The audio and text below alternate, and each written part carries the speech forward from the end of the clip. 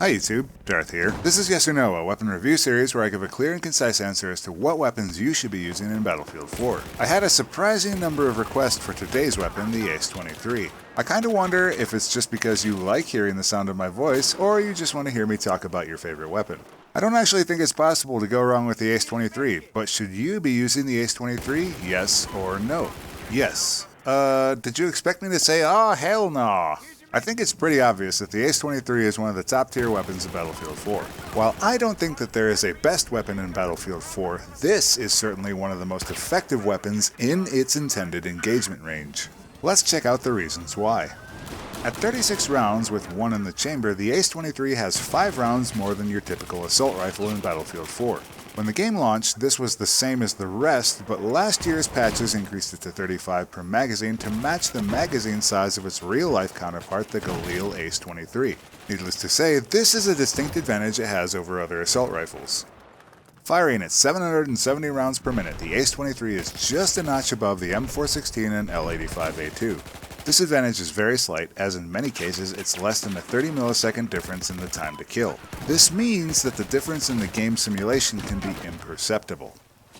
One of the reasons why players tend to favor the Ace-23 is that it is amazingly average. What I mean by that is the spread increase, damage output, bullet velocity, and general characteristics make it almost an average of all the assault rifles. There are a lot of rifles that do things better and worse. The Ace-23 just happens to be exceptionally average and quite dependable for this reason. Surprisingly enough, those are pretty much the only standout features of the Ace-23. As I was saying, this weapon is surprisingly average. It does just slightly above average damage. It's reliable. There's a lot of weapons that are both better and worse in a lot of ways. So let's take a look at the things that are not so great about the Ace-23.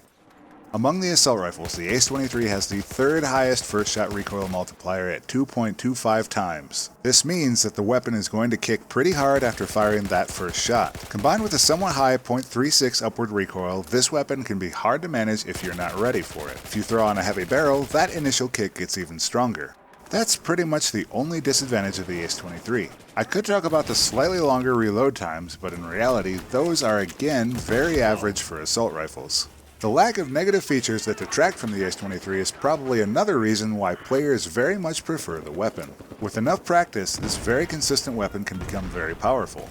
However, I think it also conceals a lot of bad habits, as the positives of the Ace-23 can make up for a lot of poor gameplay. The Ace-23 has a kick to it, and let's talk about how you go about controlling that recoil. The recoil pattern of the Ace-23 is 0.36 up, 0.17 left, and 0.27 right.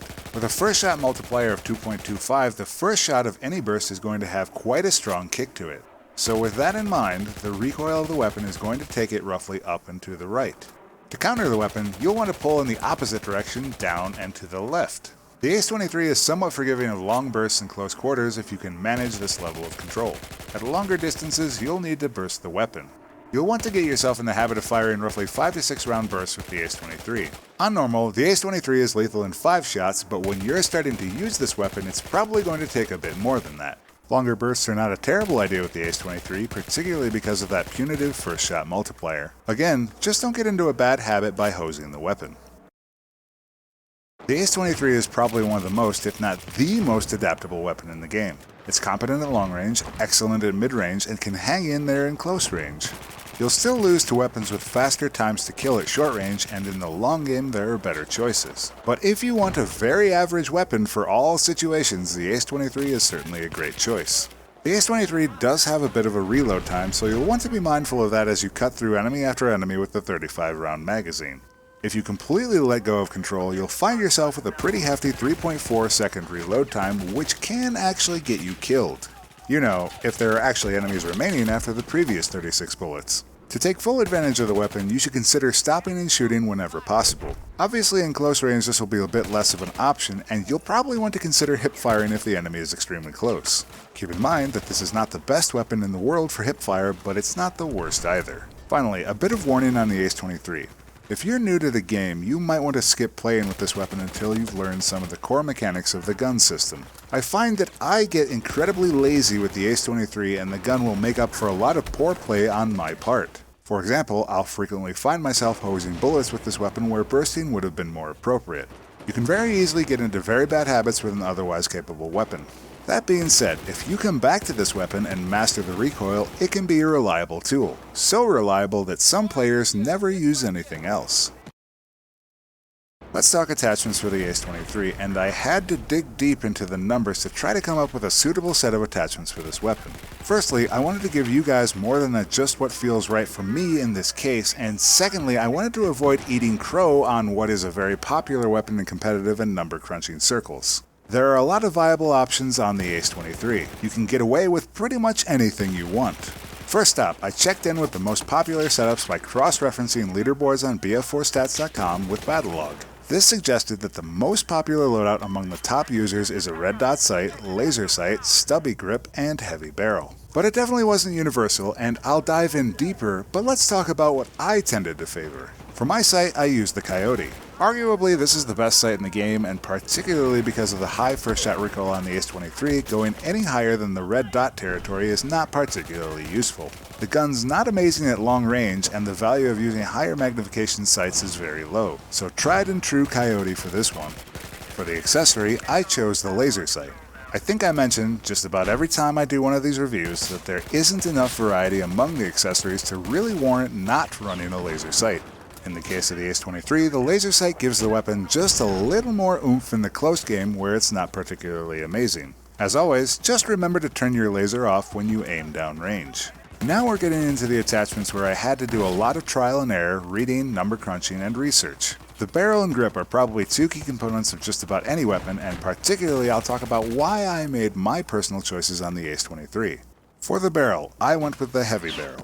The rate of fire isn't quite high enough, and the left-right deviation not wild enough to justify a compensator in this case. If you're on console, you may actually wish to consider a muzzle brake if recoil control is too difficult for you. But for me, the heavy barrel collapses that mid-range initial spread and spread increase for an increase in upwards recoil. It's not a free trade-off. The Ace-23 has a lot of upwards recoil thanks to the high first shot recoil multiplier and already somewhat high recoil. But it's worth it as the heavy barrel helps to solidify the best range on the Ace-23. Now on the underbarrel, I chose the angled grip. Why did I choose the angled grip? Because I haven't spent all of my time playing with this weapon. What do I mean by that? Well, that initial recoil is exceptionally strong, and because I'm not 100% confident in my aim with this weapon, I use the angled grip to offset the initial kick. If you get exceptionally practiced with this weapon, you may want to change up and go for the stubby grip instead. It'll give you less spread when aiming and less spread increase overall. So to be clear, start with the angled, graduate to the stubby. That being said, I tried a number of combinations with the Ace-23. To some extent, they were all quite viable. The weapon is exceptionally willing to work with almost any setup. The more you play with the Ace-23, the more you might find yourself gravitating towards certain setups over others. It would be hard to imagine such a middle-of-the-road weapon with so few negatives as being anything but a yes. But I really recommend steering away from trying to use the Ace-23 all the time. It's not the best weapon for every situation, and you'll want to consider the range of your engagements on a given map. If you find yourself liking the Ace-23, and who wouldn't, you may also wish to try the M416. With a faster reload time and less initial recoil, I find it is personally a more reliable weapon for my own playstyle. If you want to beat the pants off of an Ace-23 player at close range, you might try picking up the DBV-12 automatic shotgun. Probably one of the most lethal weapons in CQB, unless you miss twice, there's pretty much no way an Ace-23 player is going to beat you without headshots in close quarters. At long range, you could consider something slightly more viable like the SAR-21. The SAR-21 has one of the most forgiving recoils in the game and can easily score more hits at long range than the Ace-23. That's it for this episode of Yes or No. If there's something you think I missed, or if you have a particularly different take on the Ace-23, please let me know in the comments below. If there's a weapon you'd like to see reviewed on this series, leave a comment indicating which weapon. As always, thanks for watching, and I'll see you next time, YouTube.